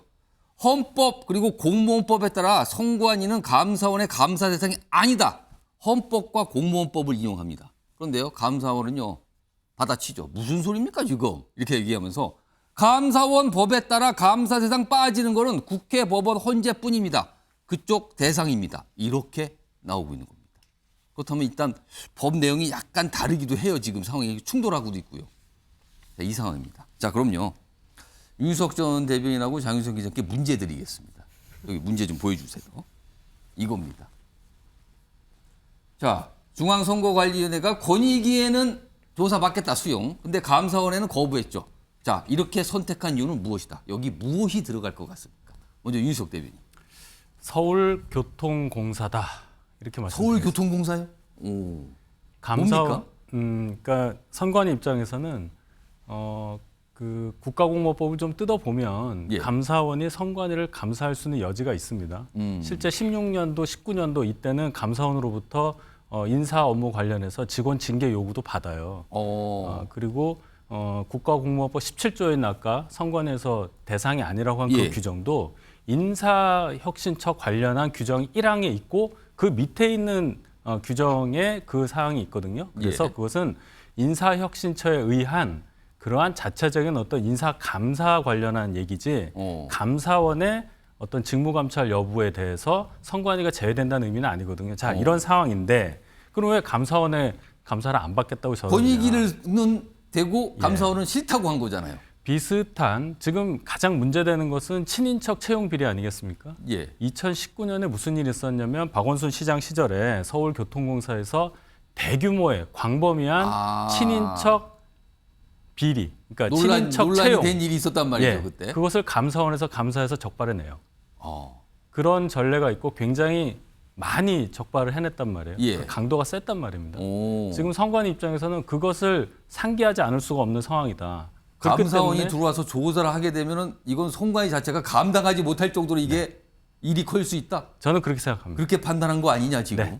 그럼 상대적으로 권익위는 만만해 보인다 이 뜻입니까, 그럼? 뭐 만만해 보인다는 것보다는 감사원의 이 감사보다는 정도가 좀 약하겠죠. 조사의 아무래도. 강도. 예, 조사와 감사는 전혀 다릅니다. 알겠습니다. 장윤선 기자는 여기 이 질문 다시 보여주세요. 이 빈칸에 무엇이 선택의 이유는 무엇이다. 무엇이 들어갈 것 같습니까? 첫 번째는 국가기관 간의 견제와 균형 예. 때문이고요. 두 번째는 선거 관리의 독립성 침해 때문이다 이렇게 봅니다. 그러니까 좀 깊이 봐야 되는데요. 첫 번째로 제가 좀 수정해서 드리고 싶은 말씀이 있는데 예. 선관위가 감사원 감사만 거부한 것이 아닙니다. 그러니까 예. 무슨 얘기냐면요. 지금 국회에서 하겠다는 국정조사 받겠다. 예, 받겠다. 그다음에 국민권익위원회 조사도 받겠다. 예. 그다음에 수사기관의 수사도 받겠다. 예. 그러니까 감사원을 제외한 나머지 국가기구들에 의한 조사와 감찰 뭐 이런 예. 것들에 대해서는 전부 용인할 뜻을 밝히고 있습니다. 감사원 감사는 받지 않겠다. 왜 그러냐? 예. 왜 감사원에 대해서만 그러냐? 앞서 이제 현근택 변호사께서 국가공무원법의 17조 인사에 관한 감사 규정에 대해서 설명을 해주셨는데요. 예. 이 법에 해당되지가 않는 거죠. 그러니까 감사원법을 계속 이야기를 하고 있지만 실제로 국가기관 간의 견제와 균형의 원리가 있기 때문에 선관위가 직무감찰을 받지 않았던 것이 그동안 헌법적 관행이었다 이렇게 밝히고 있는데요. 예. 관련해서 제가 이제 헌법학자들 취재를 해보니까 선관위는 독립적인 헌법기구고요. 예. 감사원도 마찬가지로 또 다른 헌법기관에 해당이 됩니다. 예. 그런데 감사원의 경우에는 어떤 상황이냐면 대통령의 직속기관. 입니다. 그러니까 대통령의 직속기관이고 대통령실이 어떤 얘기를 했었냐면 감사원은 대통령의 직할기관이라고 얘기를 했습니다. 예. 내년 선거를 앞두고 있는 상황에서 예. 혹여라도 독립성에 침해가 될 수 있는 정치감사 우려가 있을 가능성이 있기 때문에 예. 그 점과 관련해서 노태학 위원장이 못 받겠다라는 입장을 분명하게 밝히고 있는 그러면 거고요. 잠깐만요. 그러면 선관위가- 권익위는 정부 소속이잖아요. 네. 정부를 통할하는 거는 국무총리지만 국무총리 위에 대통령이 있거든요.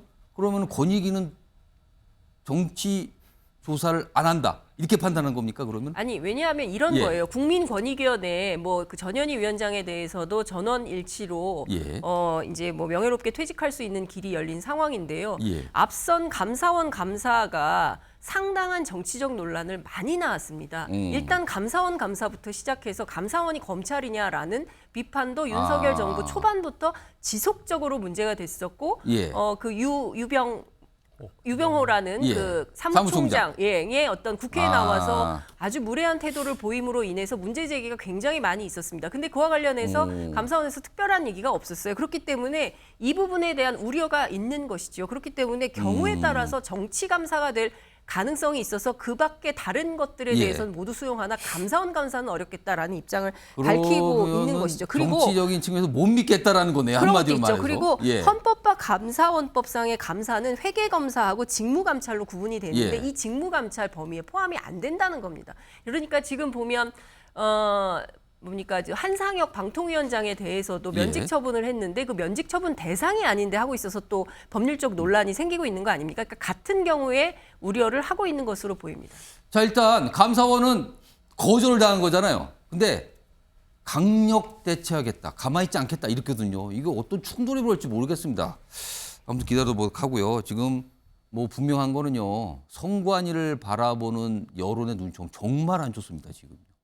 이런 상황에서 지금 뭐 국정조사 얘기도 나오고요. 등등 나오는데 어떻게 진행되는지 지켜보도록 하겠습니다.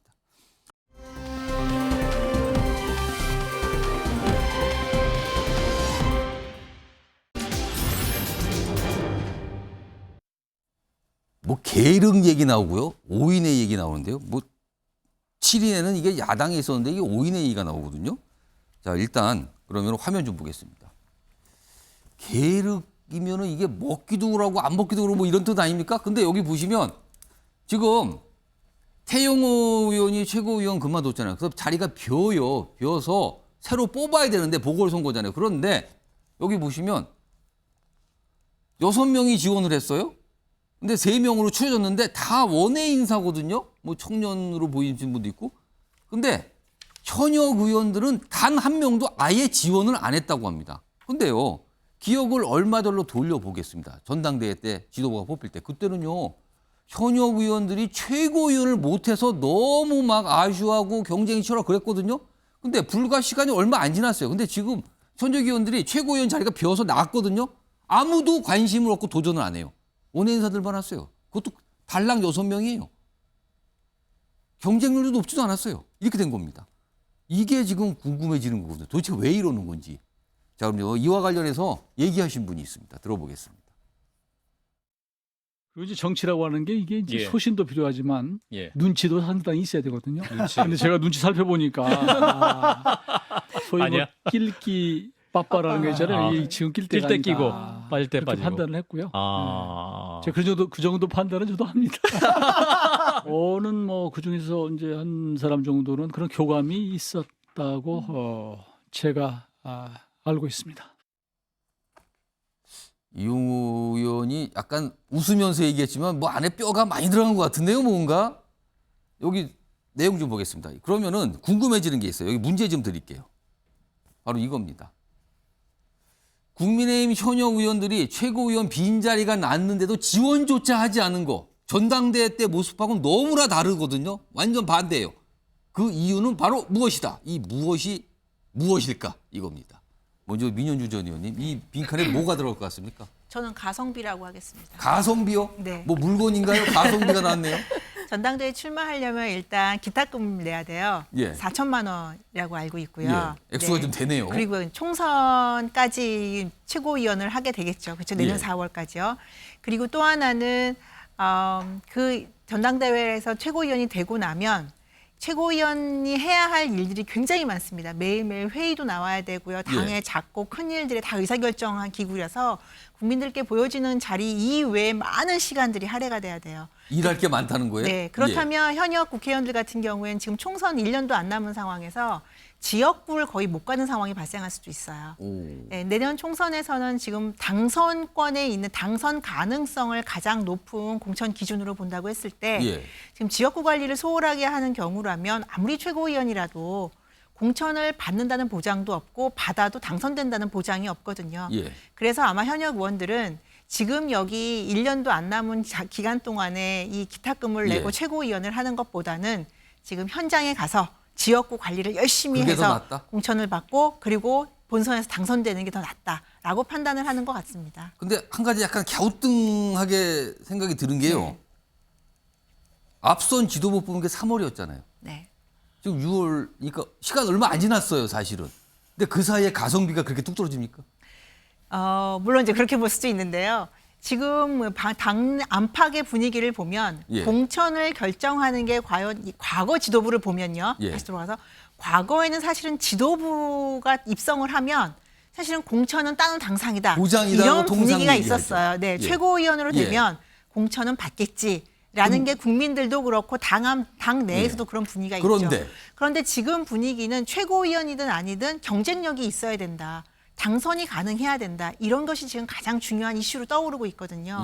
왜냐하면 내년 총선에서 국민의힘 입장에서는 정말 과반 이상을 확보해서 지금 많은 법안들, 그 민주당 독주하고 있는 거 이걸 막아야 되는 상황이에요.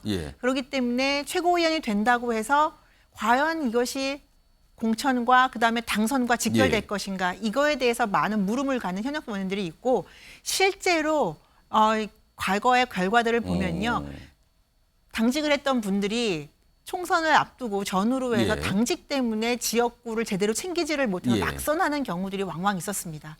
그래서 이런 것들을 반면교사 삼아서 지금 현역 의원들이 그냥 지역으로 내려가서 현장으로 내려가는 게 아닌가 싶습니다. 지금 최고위원 2명이 좀 문제가 돼서 유고가 발생했잖아요. 근데 뭐 한 자리 뽑았는데 그럼 지금 최고위원 중에서 현역 의원은 조수진 의원 유일하거든요. 그럼 조수진 의원은 가성비 너무 떨어지는 자리를 지금 갖고 계신 건가요? 이게 어떻게 되는 겁니까, 그러면? 자, 이번에 정우택 변호사 요거 빈칸 어떤 게 들어갈 것 같습니까? 뭐 같은 얘기인데요. 결국 이제 공천에 실익이 없기 때문이다라고 보여요. 그럼 그 전에 전당대회에 그렇게 뛰어드신 분들은 뭡니까, 그분들? 그때는 뭔가 있을 것처럼 보였죠. 당 지도부에 진입하면은 뭔가 힘도 생길 것 같고 말씀처럼 예전에 관례처럼 공천을 받을 줄 알았는데 지금 이제 몇 달 해보니까. 김기현 대표 해보니까 당대표도 별로 힘이 없는 것 같고 그리고 지금 뭐 최고위원회에서 뭐가 제대로 되는 것도 없는 것 같고 지금 대부분 원외 인사로 돼 있는데 지도부에 있는 사람조차들도 공천을 받을 수 있을까? 이런 생각을 하고 있기 때문에 그러면 굳이 지금 내가 현역인데 가서 저기 가서 내가 힘을 보탤 필요가 있을까? 당연히 뭐 내년 선거를 염두에 봤을 때 실익이 없다고 생각하기 때문일 것 같습니다. 자, 시간이 빨리 가서 속도 좀 내보겠는데요. 여당과 관련된 내용이 하나 더 있거든요. 두 분은 뭐 이 내용 포함해서 제가 발언기 하나씩 드릴게요. 일단 이용호 의원 아까 영상에 잠깐 나왔는데 최근에 말을 한마디 하신 게 엄청 논란이 돼버렸거든요. 일단 시작점이 어떤 얘기였는지 그 내용부터 들어보겠습니다. 기본적으로 지금 처음에 김기현 체제가 모양이 좀 이상하게 됐어요. 기대만 못하게 됐고 그 최고위원회의라고 하는 게 지금 정말로 최고의사 결정 기구인데 네. 거기에 걸맞느냐 아하. 혹시 뭐 들러리냐 사실- 실제로 중요한 핵심 그렇죠. 의사결정은 다른 데서 하는 거 아니냐. 용산 아니냐? 용산이 아니고 당내에서도 예. 그래서 뭐 오인회가 있다 뭐 이런 얘기들이 있다 보니까 예. 여기서 등장한 뭐 김기현 대표 체제 약간 뭐 요새 이상하다. 그리고 5인의 얘기를 딱 꺼내면서 이게 논란이 된 거예요. 그러자 김기현 대표도 반응을 보이고요. 여당 내에서도 지금 여러 가지 목소리가 나왔거든요. 그 내용까지 들어보겠습니다. 당 대표, 사무총장, 그리고 정책위원회 의장, 사무부총장, 당 수석 대변인 모여서 의논해야 하는 것이 당연하지 의논하지 않는 것이 당연한 것입니까? 그건 말도 안 되는 얘기니까 일고의 가치도 없는 얘기입니다. 사실 5인 회는 그냥 나온 거지. 저는 실체는 없을 거다. 의사결정 구도에서. 왜요? 네, 그렇게 돌아갈 리가 없다. 왜냐하면 공식 회의 체제 안에 있는 사람들이 회의를 한다는 거 아닙니까? 근데 오히려 그렇게 돌아갈 리가 별로 없고 명단을 짜라면 좀 다르게 짤 것 같은데 그 명단은 다음 주쯤에 공개하고. 예. 그러니까 저는 오히려 이런 것이 나오는 세태가 지금 불투명해 보인다. 국정 운영과 당 운영이 이런 걸 의미하는 거다. 알겠습니다. 장윤성 기자, 이용호 의원이 5인의 얘기를 하고요. 오늘 5인에 또 사과했어. 자기가 쓸데없는 얘기했다. 그런 거 없다. 미안하다. 내가 괜히 이상한 얘기를 해서 죄송합니다. 이렇게 또 사과를 해서 처리를 했거든요. 뭡니까? 얘기했다 또 사과하고 처리하는 거는. 이거 무슨 상황입니까, 이건? 욕을 바가지로 먹었잖아요. 그러니까 저 철회를 안 할 수가 없죠. 심지어 뭐 유언비어다. 뭐 굉장히 공격이 세게 들어오니까 뭐 이러다간 큰일 나겠다 싶으니까 이게 일단 사과부터 하자 이렇게 해서 사과를 한 것 같고요. 예. 이제 핵심은 이런 것 같아요. 제가 국민의힘 의원들 취재를 해보면 예. 그 5인회에 대한 것보다 지도부에 대한 불만이 좀 많이 있어요. 그러니까 이 지도부로 우리가 총선을 할 수 있을까? 어떤 분들은 아니 무슨 방송 패널들끼리 앉아가지고 무슨 지도부야 뭐 이렇게 얘기하시는 분들도 계세요. 그러니까 이 지도부로 총선을 치를 수 있을까에 대한 걱정 하나. 예. 그리고 두 번째는 너무 실력이 없다. 그러니까 시작하자마자 막 말 문제가 있어가지고 둘이나 지금 날아가고 뭐 이런 상황 아닙니까? 예. 근데 거기에 그러면 제가 처음에 솔직히 말하면 이용호 의원도 좀 관심이 있으셨어요. 예. 본인이 이 보궐 최고위원 빈자리에 관심이 있었다. 물망에 올랐거든요. 저도 전화 통화를 했었습니다. 예. 이게 관심이 있으셨는데 어쨌든 이분뿐만 아니라 다른 그러니까 물망에 올랐던 뭐 박성중 의원이라든가 등등 제가 연락을 해보면 핵심 키워드가 하나 나옵니다. 지도부로부터 연락이 없다. 그러니까 전화가 와야 좀 확약을 받고 출마 결심을 하는데 그게 아니었기 때문에 좀 망설이다 어쨌든 이렇게 된 상황인 것 같고요. 핵심은 저는 어쨌든 총선 앞두고 국민의힘 지도부가 보다 더 역량 있는 시스템을 갖춰야 되는데 그게 안 되니까 저러한 비판들이 나오는 게 아닌가 싶습니다. 윤희석 대변인께는요. 일단 최고위원 자리 값이 왜 이렇게 떨어졌습니까? 값이 떨어졌다기보다 아까 두 분이 말씀을 하셨는데 물론 그런 이유도 있겠는데 제일 중요한 거는 한 명을 뽑는 보궐선거이기 때문에 그래요. 한 명을 뽑기 때문에 여러 명 복수의 후보들로 선거를 치르게 되지 않습니까? 낙선을 했을 경우에 타격이 큰 겁니다.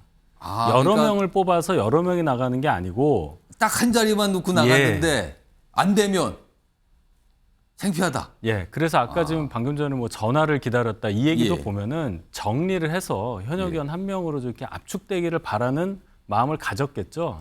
이렇게 정리해서 누구 이렇게 약간 추대까지는 아니지만 누구 쪽으로 기울었습니다. 이 정도 분위기인데 그게 안 나왔다는 겁니까? 그래서 저자를 원치 않았다기보다는 저자를 가기 위한 과정에서 서로 눈치를 많이 보다가 저렇게 된 게 아닌가. 적어도 현역 의원은 저는 그렇게 해석합니다. 그럼 눈치 보다가 서로 이렇게 놓친 건지 아니면 이용호 의원이 뭐 최고위원 보니까 뭐 낄낄 빠빠 뭐 이런 얘기까지 하셨거든요. 그래서 에이 뭐 별거 아닌 것 같아. 이런 건지는 모르겠습니다만 아무튼 눈길 잡았어요. 아니 최고위원을 저렇게 하고 싶어 할 때는 언제고 이제는 모른 척하고 있네. 이렇게 좀 언론에서 잡혔습니다.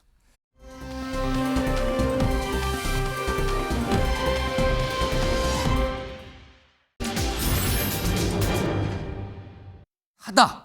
지금은 없어요. 과거에 많이 있었어요. 그리고 굉장히 각광도 받았어요. 그런데 화면 보겠습니다. 이게요, 이 불법 콜택시 아니냐 이거 논란이 됐으면서 이게 뭐 수사도 받고 기소가 돼서 재판 갔는데 결국 대법원까지 갔는데 무죄가 났어요. 불법 콜택시 아니라고 법원에서 최종 판단한 겁니다. 그러면 뭐냐면 기사 포함 렌터카라서 아무 문제 없는 거였다라고 한 거예요. 근데요, 문제 없는데 문제는 뭐냐면 그 사이에 법이 생겨서 타다가 아예 금지되는 법이 생겼습니다. 무죄가 나와도 방법이 없어요. 다시 타다가 부활할 방법은. 뭡니까 그럼 이거 도대체. 자, 그럼요. 과거 영상 좀 들어보겠습니다. 당시에 논란됐던 그리고 법안 관련 과거 모습입니다. 들어보시죠. 즉시 영업을 중단하지 않는다면 법원의 신속한 재판과 또 엄정한 실용 선고를 통해서 법 질서를 파괴하는 집단에 대해서 엄벌이 내려져야 된다고 생각합니다. 공개 토론회를 주장하는 것은 진정성도 의심될 뿐만 아니라 여객운수법 개정안에 국회 통과를 지연시키고자 하는 명백한 의도입니다. 합법이고 적법하다고 판단을 받아도 그것을 다시 법을 바꿔가면서 금지시키겠다는 것이 국토부와 지금 민주당 일부 의원들의 입장입니다. 저는 이게 우리 사회에서 앞으로도 이 스타트업과 혁신 성장에 아주 나쁜 메시지가 될 거라고 생각합니다. 결국 이재용 전 대표 말대로 됐어요. 법원에서는 문제없다 팔렸는데 그 사이 법인 만들어서 금지가 돼버렸거든요.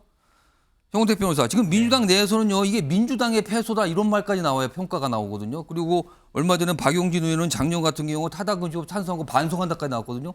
이거 누구 책임입니까? 이거 어떻게 해야 됩니까? 이거 굉장히 어려운 문제였습니다. 아시겠지만 이게 지금 법에서는 당시에 결국 이게 택시냐 아니면 렌트카냐 이제 검찰은 이거를 택시로 본 겁니다. 그런데 이제 그렇게 해서 기소했지만 기소까지 할 사안은 아니었을 것 같은데 법원에서는 또 렌트카다 그렇죠. 택시가 아니라고 본 거죠. 그러니까 무죄가 낸 겁니다. 근데 당시에도 이 타다가 나왔을 때도 사실은 보면 다 이제 뭐 카니발 이런 급이어서 11인승 이상만 됐던 거예요. 그 이하는 이제 또 그 당시 법으로도 안 됐던 건데 당시에 결국은 뭐 택시 업계에서 굉장히 반발하지 않았습니까? 그러니까 눈치 본 거 아니냐는 소리가 나오잖아요. 그렇죠. 택시 업계에서 반발하고 굉장히 뭐 여의도에서 집회도 하고 많이 반발을 했습니다. 당시에. 그리고 당시 여당인 민주당에서도 그렇고 사실은 그 당시 야당도 찬성을 한 겁니다. 여야가 합의 간에 이루어진 거예요. 택시 업계가 워낙 반발하다 보니까. 그런데 저도 사실은 그때도 마찬가지고 지금도 마찬가지인데 뭔가 이제 혁신이 일어나려면 기존에 있는 세력에서 어느 정도 좀 반발이 생길 수밖에 없거든요. 그럼 이게 당시에도 좀 어느 정도 좀 풀어줬으면 이게 됐을 것 같은데 어쨌든 지금 박홍근 의원이 발의를 하고 여야 간 합의 처리됐습니다만 뭐 다른 나라에서는 어느 정도 이제 허용되면서 이게 혁신으로 나간 것도 있거든요. 그런 안타까움이 있습니다. 책임을 어떻게 됐더니 그냥 안타깝다고 하고 넘어갔어요.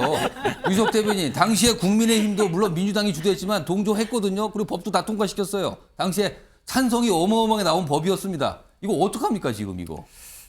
다시 뭐 새 국회가 구성이 되면 또 뭐 생각을 해봐야 되겠죠.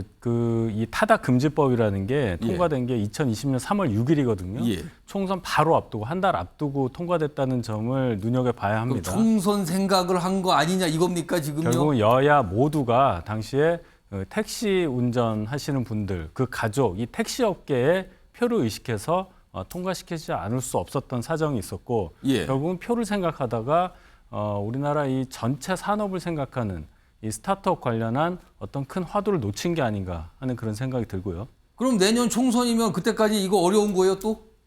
지금 저 법을 타다 금지법이라는 거, 즉 기사가 포함된 렌트카를 6시간 이상만 써야 한다. 이 규정에 대해서 새로 개정을 하겠다는 뭐 정당이 나오거나 그런 발의가 있으면 모를까. 지금 아무도 얘기 안 하는 겁니까? 그것까지는 좀 지켜봐야 되겠습니다.